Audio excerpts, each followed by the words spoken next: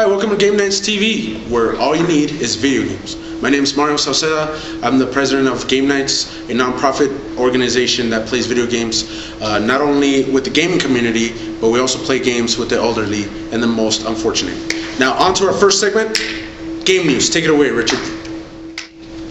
Alright, thanks Mario. So on to the gaming news. My name is Ricardo. I'm actually the vice president of the Las Cruces Game Nights. And this is all the news that you care about, from the latest on the PS4 controller to all the latest news on all the latest updates and word about Elder Scrolls Online. First, big thing to talk about is the PS4 controller. With that, we're going to cut right now to Albert, Phoenix, and Fabian. Thank you, Richard. My name is Fabian. I'm Phoenix. And I'm Albert. And we're here to talk about the PlayStation 4 controller. A new leaked image has come out with touchscreen or touchpad on the front of it. What's the difference, some might ask?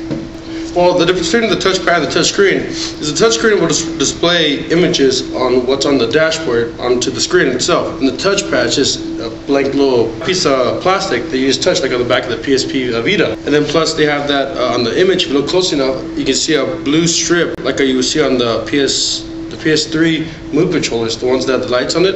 I don't know, the pros and the cons of the controller is if it does display have the touchscreen display on it, maybe it'd be pretty good for the controller itself, and maybe for some users don't feel like going to the dashboard, they can just launch an application from the controller itself, maybe if they actually integrated that type of feature to the controller. What do you guys think? That would be pretty cool. Like if you could like look on the screen and like launch your music stuff. Launch a movie from the controller itself, maybe load up Netflix, push that little icon on the controller and it'll pop up on the screen on the TV. I think that would actually be a good idea, because people don't always pay attention to what they're doing. They might be looking at the phone, and then they could use that controller.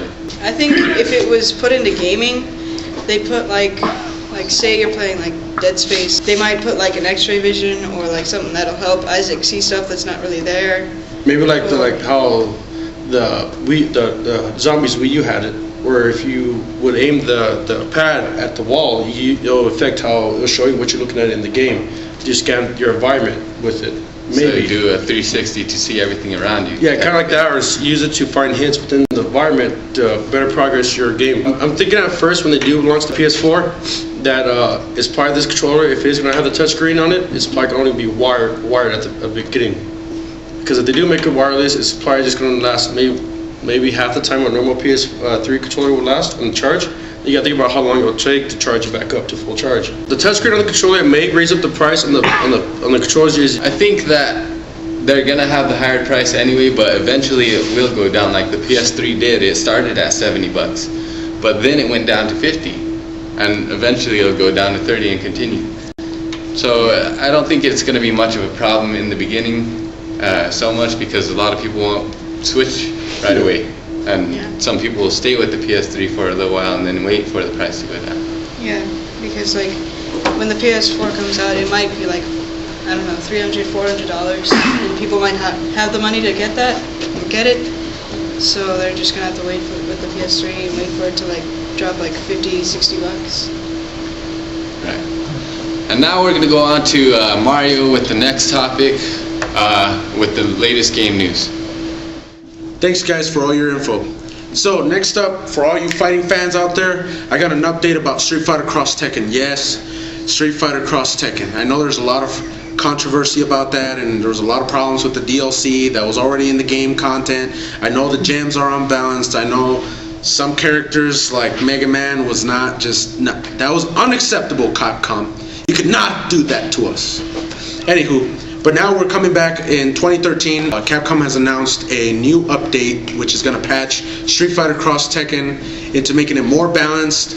They basically said it's going to feel like a brand new game. So you can expect to pick up that old copy or glue it back together if you haven't broken it apart yet, and start playing it again and see what that patch is all about. It's available already, and it's free, thank goodness. So that way we can get back into playing some awesome matches.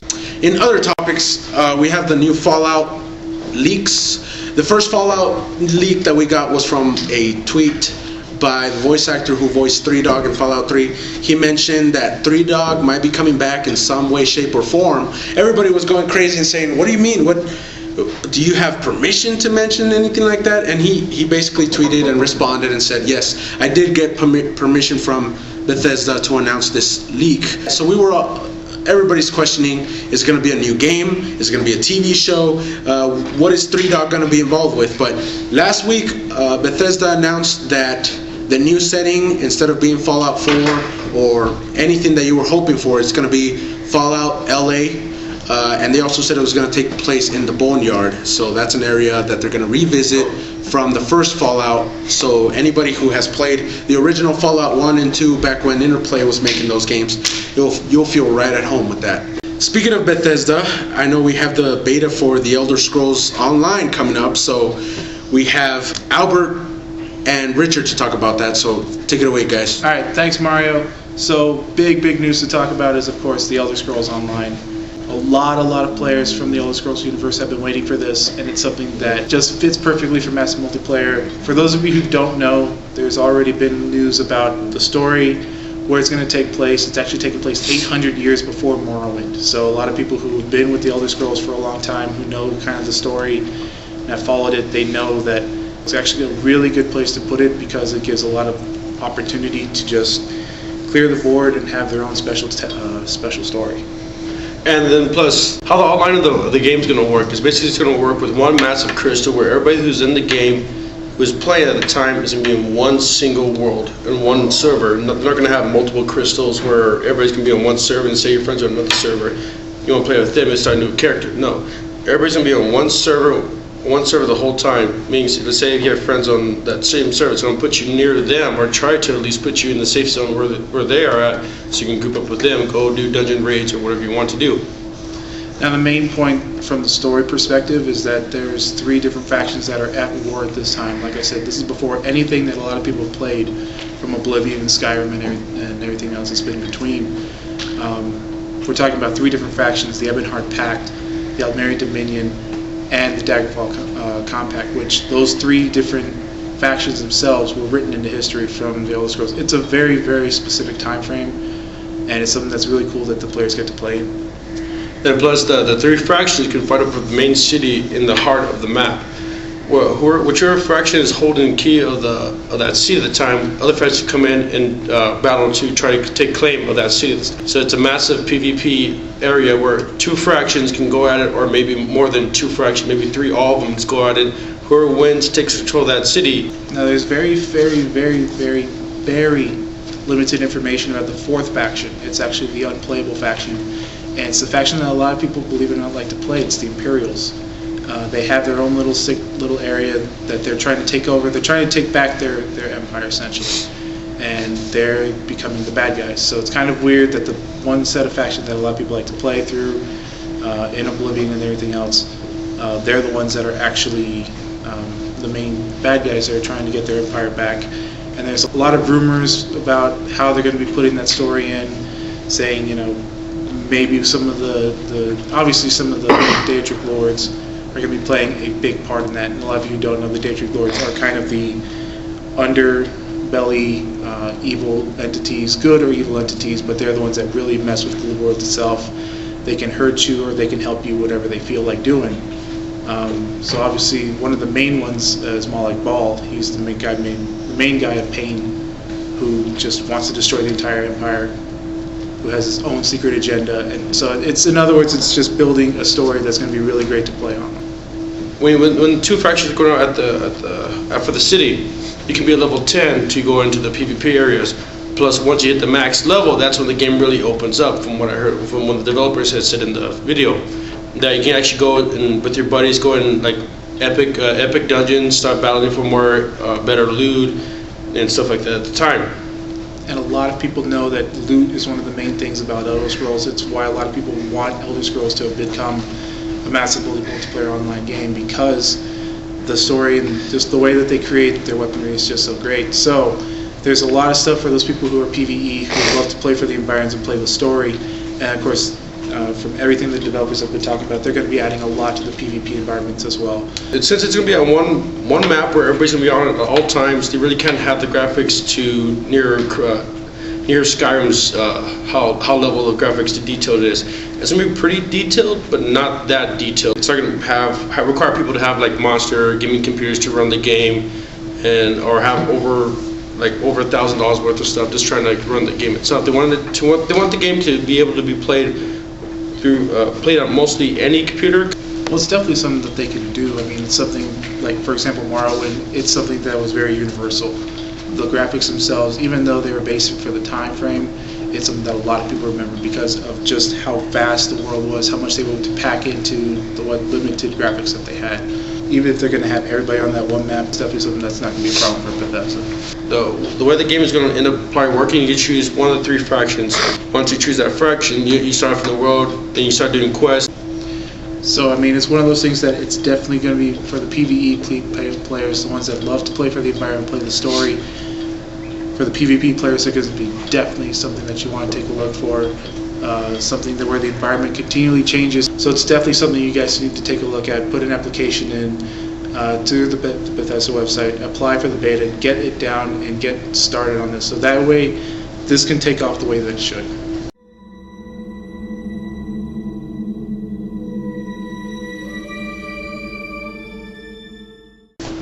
And with that in mind, we're actually going to go ahead and jump to the latest news that we have about Mass Effect 4 and possible multiplayer rumors. We're going to throw that over to Matt and Phoenix. Thanks, Richard. And now we're going to talk about Mass Effect 4 and its multiplayer. Alright, well, I'm Matthew, and right now they're working on Mass Effect 4, and it's supposed to add a whole new aspect to the series, which is going to be the multiplayer.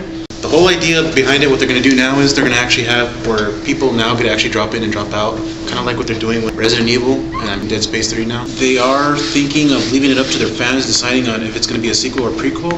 I'm really hoping they're going to do a prequel because a lot of people were pretty upset about the ending of Mass Effect 3. But the thing about, I don't care about dropping out and dropping in, is that you could leave your ally like totally screwed over with a bunch of, I don't know, Protheans. Yeah.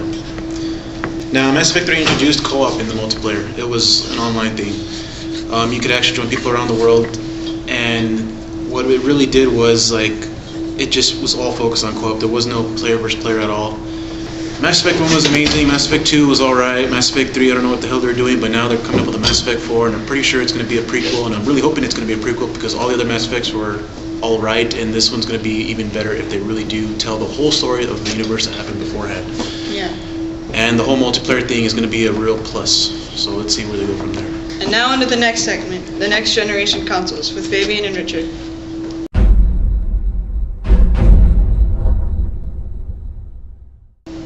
Thanks, Matt and Phoenix. The PS4 hasn't released much news for this next topic of the next-gen consoles, but the 720 has. Or at least there's a few leaked information about it.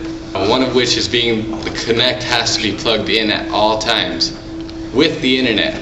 Yeah, it's definitely something that if they go through with something like that, it's going to create uproars. It's already created uproars where they cannot just plug it into their TV. They have to actually, have everything connected online, and they have to have the Kinect, and they have to have this and that. If you're limiting the gamers, you're going to limit your content. And a lot of stores and a lot of companies have already told them don't do this. So I'm hoping these are just rumors, but at the same time, with Microsoft, you never know. I think this is really going to hurt their sales, but this isn't even the worst part of what the 720 has leaked. Yeah, that's right. The used games, they're taking that out completely. This is just a bad move for Microsoft if they go through with it. I don't think they're going to go through with it, but what do you think?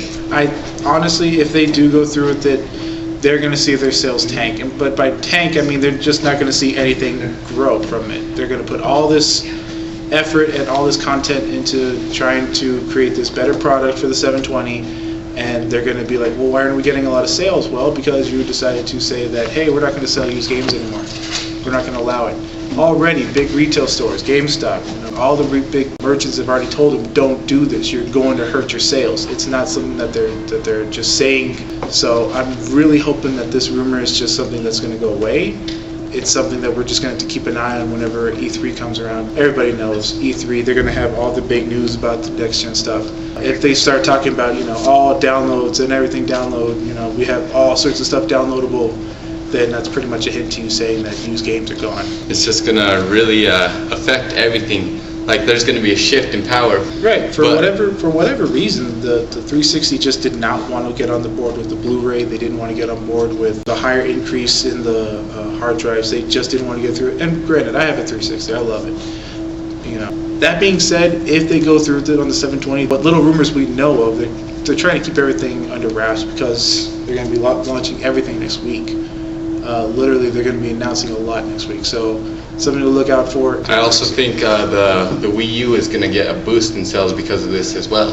You get what you pay for, sort of thing, but they could play used games and everything, and that's just the benefit of everything. Well, the Wii U is something that it's had a hard start to begin with. It has a good product. It's just something that's had a hard start. So yes, when Xbox comes out and say, hey, guess what? You can't have used games. You got to have internet, and you need to have the Kinect all the time. What do you think? Then yeah, people are going to split apart. Some people are going to go towards the Wii U because it's family friendly, kid friendly games, a lot more stuff that they can do, I guess, in that regard for families. A lot of people may go to the PlayStation side just because they have more action related content, a lot more shooters, a lot more, manly adult things, I guess is the best way to describe it. But if the 720 does get rid of that used games, I don't know, it could be anybody's game after that.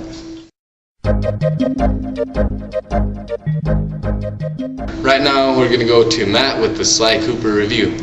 To you, Matt. Oh, god damn it! Oh.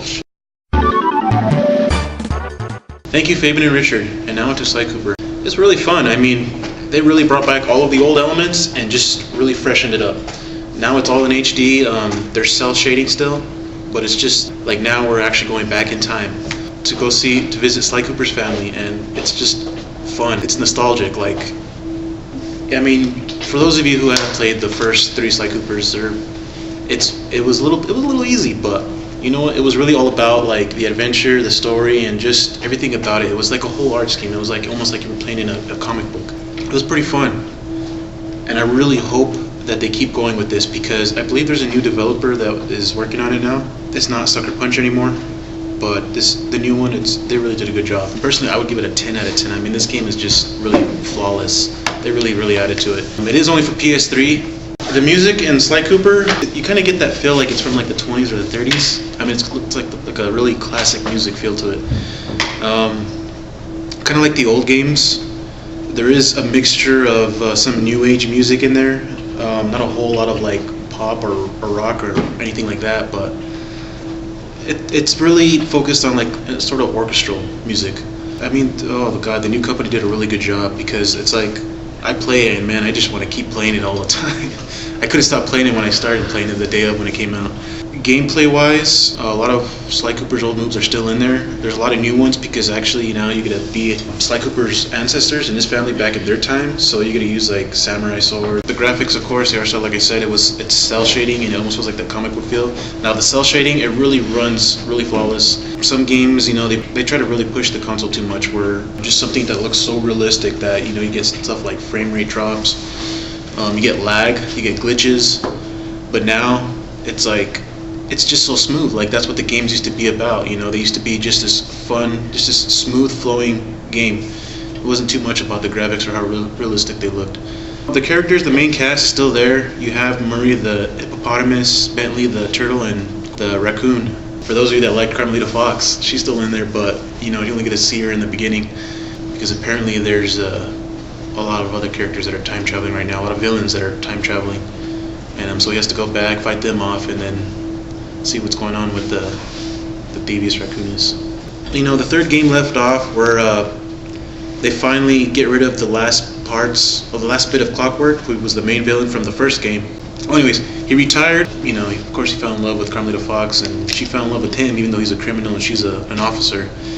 Sort of got that itch back where he wanted to start stealing things again. He kind of gets his crew back together because apparently Bentley was doing some science experiment. I mean, you don't really have to play the game to really, I don't want to really spoil how the exact story goes, but just, you really got to get into it.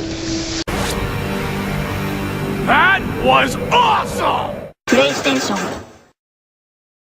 And now on to Guild Wars 2 with Phil and Fabian. Thanks, Matt. We're going to talk about Guild Wars 2. Hello, and I am Phil. here to mention a couple of the upcoming updates for the game. People are really excited about this. Now there is a ton of updates they are going to do, but I'm only going to mention a couple of the more important ones. One is revamping the dungeons. It means that there's a lot of controversy going on. People are complaining that the way dungeons have been run through teams. An example is the res shrines, the waypoints, is where, let's say, everyone's stuck on a boss. He's a little bit overpowered, kind of destroying the team. All you really do is just keep dying, res, run, continue attacking the boss where his health was left off. They're actually going to get rid of that, and the only way the rest of the team is going to spawn is if they all get wiped out at the same time. The gem shop, that keeps getting updated a lot, but the biggest change for the gem shop is you're going to be able to change your name though. You know, there's no word on how much it's actually going to cost, but the option will be there. And also, one of the bigger updates that's happening is guild halls. They're actually coming back with guild halls, which is a great thing. I've been looking forward to this. It's something that will keep the game moving forward, and it'll help interact with your guild, learn everything about what's happening with each person, and yeah, they're going to help each other out. I agree. It's actually going to be more private for your guild specific members only to be at for meetings or whatever, really just to hang out. Instead of finding random spots in an open world where there still are enemies and other random players running about. What are the things that was not mentioned do you think they're going to do, like downloadable content? What do you think is going to come up in Guild Wars 2? Definitely new areas. Though I am not sure what exactly they're going to come up with, but there's plenty potential. If you go to the world map, there's all kinds of areas you can't explore yet. Like Ring of Fire was a big one in Guild Wars 1 that we're looking forward to, and I think that's going to be one of the ones to come out soon. As well as more dragons. A fire dragon in the Ring of Fire area would be pretty epic. And maybe they'll come back with the doppelganger again. You'll never know. You'll never know. If you haven't bought Guild Wars 2 already, you are missing out. There is so much creativity that went into this game. The graphics are great. The gameplay is great. The only thing that's really lacking is the storyline. Pretty much everything you would want out of a game. I mean, it's got so much to offer. It's redefining roleplay games as we know it. Way better than the World of Warcraft stuff that is out now, mainly because it's free to play to everyone. Even the in-game stuff that you can buy with real money, you could actually buy it with in-game cash. It just takes a little longer to get that, and you have to basically grind to get it, but it's still worth it. It's actually kind of funny that you compared it to World of Warcraft, where there are tons of kids, not just people, kids specifically, that are totally against Guild Wars 2. I hear this all the time. They still say WoW is better in pretty much every way, and that Guild Wars 2 is basically like WoW, just a rip-off or just different content. Really, you can't compare them. I mean, but it's a completely different game, honestly. It's a whole new experience. Deep within, you know they love Guild Wars 2, and it's kind of a mind-blowing experience for anyone, really. It is a sequel to the first one, yes, but you do not have to play the first one at all to get into the second one. Anyone can get in and play it right off the bat, too. It's not like you're going to be confused. It's always explained to you. The stories from Guild Wars 1 and Guild Wars 2 do not collide in almost any way. There's like a couple of things here and there mentioned in Guild Wars 2 about Guild Wars 1, but even if you haven't played that, it wouldn't really matter to the gameplay.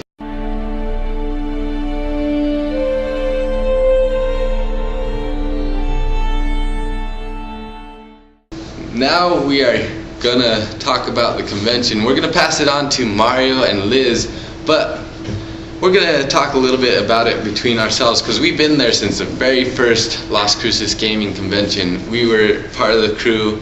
That's when we first joined the Game Nights crew, and it's gotten better every time.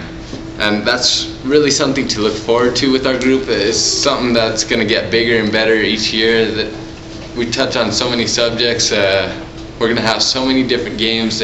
Whatever genre you're interested in, we're going to have it.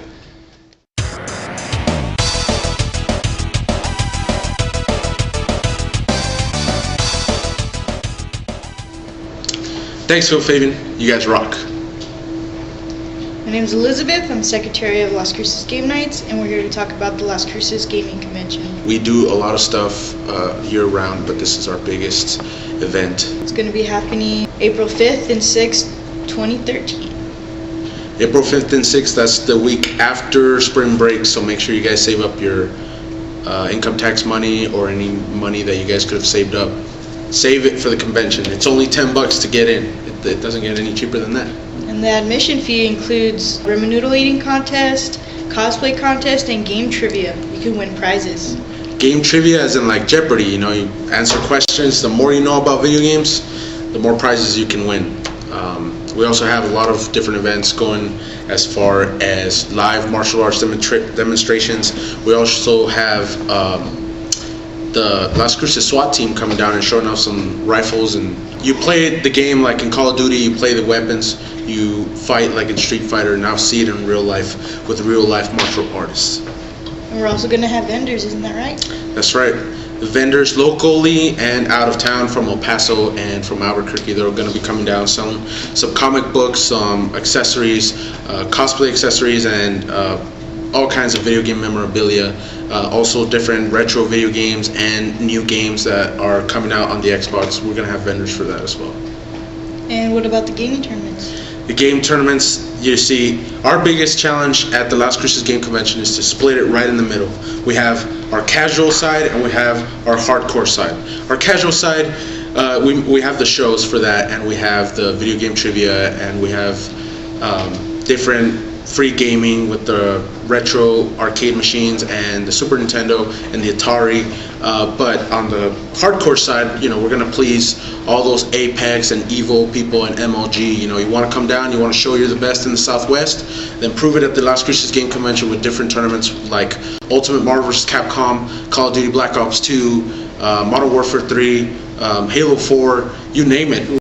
Every single major tournament that MLG, Evo, that they're gonna have, we're gonna have, and get some practice in before then, or just like I said, just prove you're the best and win some cash prizes. I mean, it's only $5 per tournament, so if you enter one tournament and get an entry fee, that's only $15. That's still cheaper than what Code Red was in town, so it's pretty affordable.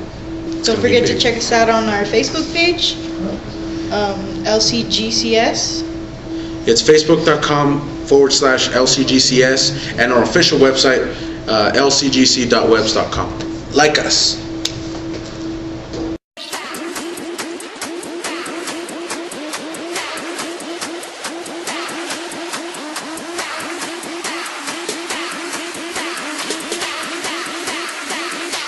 And do the Harlem Shake.